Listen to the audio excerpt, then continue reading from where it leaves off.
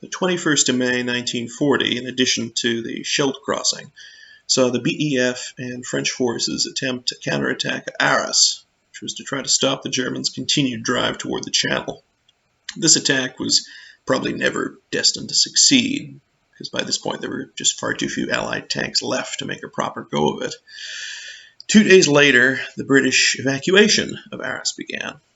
This carried on until the following morning, and one of the very last units to leave was the 1st Welsh Guards, which was the BEF HQ Defence Battalion. Lieutenant Christopher Furness, who was a 28-year-old aristocrat and an old Etonian, was commanding the battalion's carrier platoon.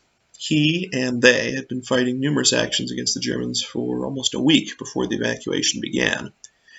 Although he'd been wounded on the evening of the 23rd, he stayed with his men and took part in the final withdrawal early the next morning.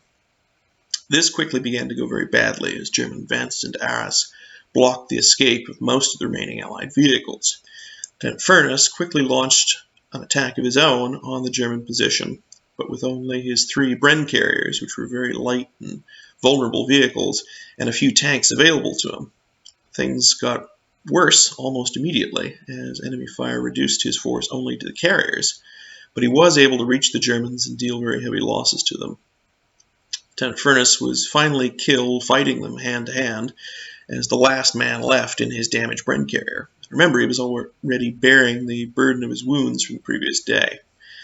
This counterattack did help the remaining British vehicles to escape Arras.